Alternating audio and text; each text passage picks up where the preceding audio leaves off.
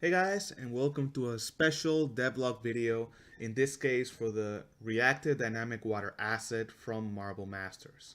In case you guys don't know, I'm going to hit play here. Marble Masters decided to release this amazing water asset completely free to the community a few weeks ago. This is the third version of his asset and it's absolutely amazing. So if you haven't looked at it, I'm going to put a link in the description of the video. Make sure you go there and check it out. And like a lot of people, I went there and I downloaded the asset myself and I started playing around with it. And I wanted to obviously use it for my own projects. So the first thing I did naturally was test it out with my animals from the animal behavior kit. And I noticed that there were some small limitations to the asset based on his setup, right? So what I did is I made some changes to his asset to fit my personal needs. And I posted a video of a bunch of deer going around and modifying the water. And I got a really good response from you guys. So this video is basically showcasing the small changes that I made to his asset. And there's going to be a link in the description below so you can download my version of his asset. But again, I want to be very clear before I jump into Unreal. This is not my asset. It is Marble Master. So all the credit goes to him. All I did was add some small tweaks to add support for replication and multiple actors. Okay. Another thing I do want to point out is that I am not guaranteeing that the asset will work exactly as you can see in this video because obviously I made some changes. I did go through the demo level and as far as I know, everything is working normally, but there's always the chance that there's a little bit of a difference in behavior. So please, take this for what it is. It's just a small, it's a different version of his asset. So take it for what it is, right? So if you open the project here, if you go to the download page and you open the project, you're going to be thrown into this world. It's like a massive ocean. You click play, and you'll see that as you move around, the water below is being affected, right? Pretty simple. If you click on the top folder here, you'll see that there's a new folder called Coqui Games. And if you open it here, there are two blueprints. And Global Updater is actually a blueprint that comes with the original project. But the reason I moved it here is because I made some small changes to it. And if you open it, you can obviously see the changes here. They're in blue here. I'm not going to go through it, but you feel free to check out the changes here. The biggest change that I made was that I've added an actor component. You can see it here, component interactive water. And this component basically automatically adds the correct tags and the correct settings for your object to make it very, very easy to add your own either actors or objects to react with the ocean, right? So if you look at his tutorial, you have to go and add the tag water to specific components, or the capsule component, or if you want water local, that's a different tags. So all I did for my own benefit was just add this little actor component here. That makes it a lot easier, right? So if I just grab a cube here and I click on play, obviously you'll see that nothing happens because the cube is not registered with the updater, right? So right now I just have to select the cube and I can add the actor component, which is comp interactive water. And you'll see here automatically that you have the tags here. You can have the option of using it as a local water tag. And if it's false, it's basically using the global one. And if you don't know why this is, take a look at the showcase level. He actually explains it why. You can automatically and very conveniently simulate physics here or add buoyancy. Buoyancy means that it's going to be floating around. And you need to make sure that your object is movable. Otherwise, you will not be able to simulate physics.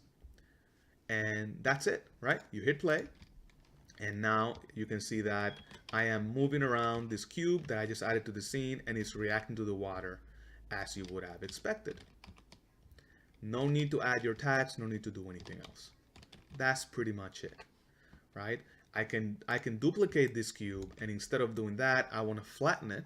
So maybe I do something like 5 by 5 by 0.1, right? And I click play, and you'll see that it kind of sinks. But I can, again, very conveniently go to the component and say, I actually want to add buoyancy here, meaning I want it to float in the water. And you can see that automatically the the little platform is floating around in the water. And you can play with the starting number here. So you have to play with this value here. Where does the buoyancy start? Whoops. Probably not 200, probably something like 500 in this case. You can click on play. You can see that it's kind of floating. So you do have to play with the values here a little bit. And this is going straight to one of the functions that he has. So I'm going to make this like 0.25. I think it's a little bit easier to see. You can see that it's kind of floating around, and I can move it, and it affects the water automatically. The same thing for skeletal meshes. So if you open the actual water TP character, you'll see that in my version, I've automatically added the BP comp interactive water component, right? If you have your own character or your own static mesh, including AI like the animals from the animal behavior kit or any other skeletal mesh, all you need to do is add this component and it will automatically register. Really quickly, I want to show is the way that the global updater works is a little different. It basically has a new function called function register actor, and all of the components will auto-register their owners with this updater. And then the blueprint will actually cycle through the actor list, which you can see the new variables that I've added are under this new section, Coqui, right here. So that would, in theory, if you have a lot of actors, make things a little bit more performant because it's not querying all of the actors in the scenes for the tags. It's just using an array. All right, and the last thing I want to show you guys, because this is pretty much it, is that it supports replication, right?